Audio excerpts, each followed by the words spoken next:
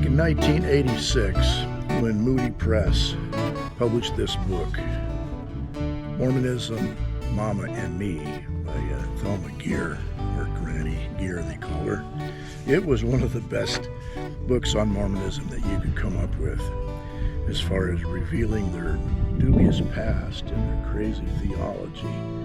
Because Geer, I should say, was a great-great-great-granddaughter of John D. Lee. Now, John D. Lee, of course, was the main instigator behind the murder of all the people at Mountain Meadows back then. They killed 120 people that were part of a wagon train coming through Utah from Arkansas on their way to California.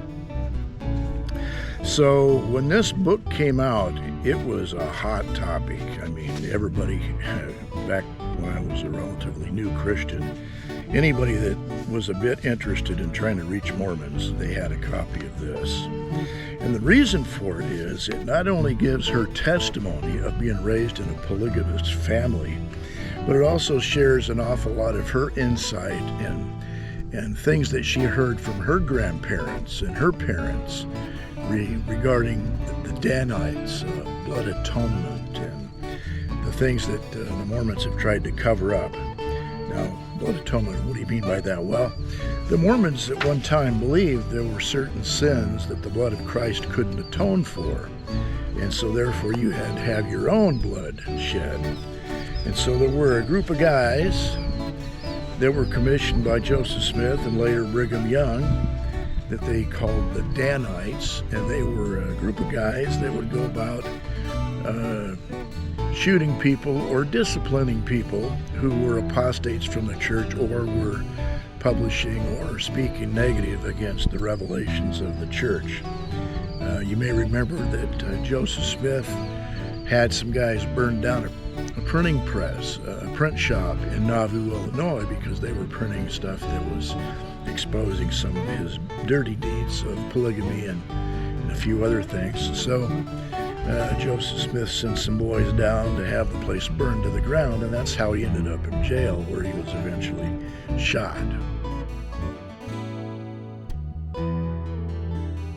A lot of people are unaware of where Joseph Smith got some of his wild ideas about blood atonement. Well, he actually got it from the Freemasons, because he was a Mason.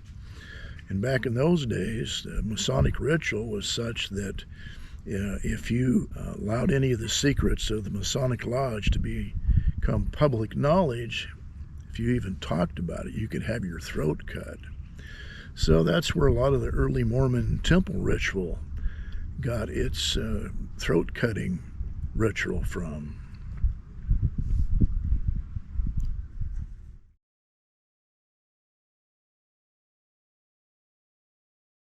You know, the Mormon Church, they hung John D. Lee out to dry, and he ended up being executed by a firing squad under the authority of the U.S. government. But then in 1961, 83 years later, the church actually, they reinstated John D. Lee. So that tells you really the truth about how they feel about what he did at the Mountain Meadows Massacre.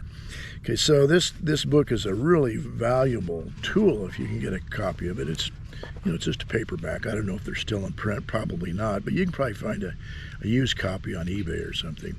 It's about 275 pages long. But just to give you an idea of some of the things, just from the table of contents alone,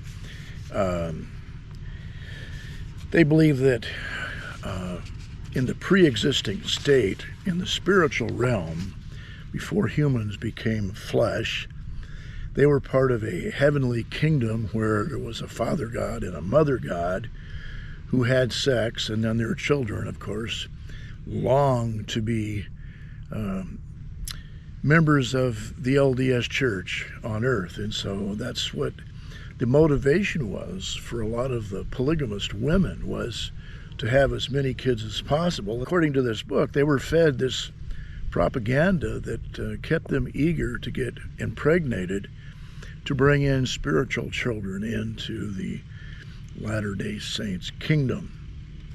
Now, of course, back in those days, they taught that Adam was actually God, okay? And Adam came from another planet, and it's bizarre stuff.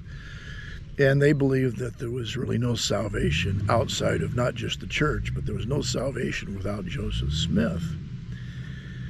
And those that weren't good Mormons, they could be maybe fairly good Mormons, but not quite good enough to get a temple recommend. They referred to as Jack Mormons. Actually, where the term came from is Brigham called them jackass Mormons. They were people who weren't very good with their tithes, but they played Mormonism, the game, at least as far as socially.